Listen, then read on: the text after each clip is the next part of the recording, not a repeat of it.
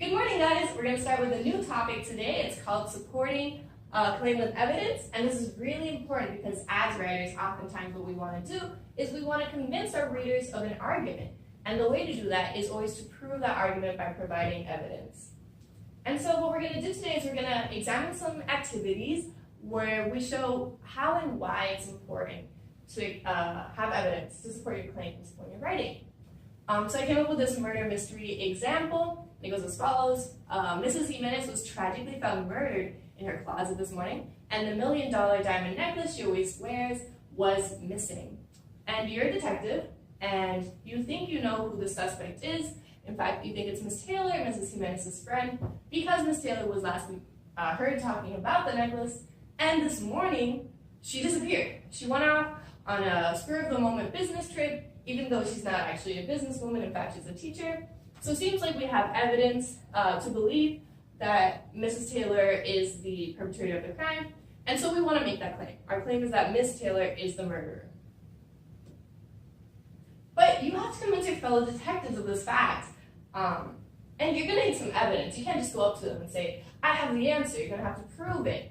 And so what I want you to do right now is to talk to each other about the evidence we have to prove our claim that Miss Taylor is the murderer, and talk about how you could present that. So, one piece of she's on the counter for right now. All right, great. Jason, do you want to give an example of some piece of evidence we have against Miss Taylor? Sure. She previously expressed interest in the necklace itself, so it would make sense that she would steal it. Right, exactly. And so if we wanted to convince other detectives of this fact, we might point to that fact as proof, as evidence for our claim. But what's the difference between a detective and a writer? Well, there are many, but there are also some similarities, because writers, just like detectives, need to provide evidence to support their claims so that they can convince their readers of the arguments they want to set forth. So, I came up with some steps that are important to remember when you're writing, and the first one is to identify the claim you're making. In this example, our claim was that Miss Taylor was the murderer. The second thing you're going to want to do is to look for evidence that then supports your claim, which we talked about. For example, the diamond necklace and the fact that Miss Taylor had to leave town so quickly makes us think that she might be guilty, and that's evidence for our claim. And then the third part of being a writer is to present your evidence in a convincing format.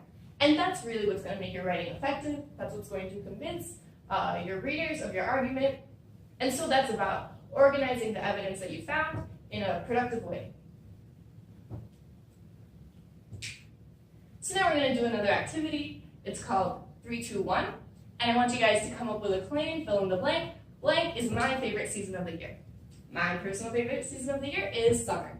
So the first thing you're going to want to do is think of 3 pieces of evidence to support your claim. For example, because summer is my favorite season, I might say, in the summer I can go swimming in the beach. That's why it's my favorite season. So think of 3 of those. And then you need to write 2 sentences which support your claim. So for example, I might say, or one of my sentences might again be, in the summer I can go swimming in the beach. That's why it's my favorite season. And then finally, you're going to write down a question you have about finding evidence for your claim. And I'm going to be collecting your answers at the end of class. So if you have any questions, I'll answer them next week. So go ahead and do that. All right, great guys. So as I said, I'm going to collect those at the end of class. So I'll answer any questions that you might have had. And just to wrap up today's class and make sure that we really get these ideas engaged in our minds, we're going to learn an evidence song. And before we do that, we're going to have to learn some sounds. So what we're going to do is we're going to go 1, 2, 3, 1, 2. All right, do it with me. 1, 2, 3, 1, 2. 1, 2, 3, 1, 2.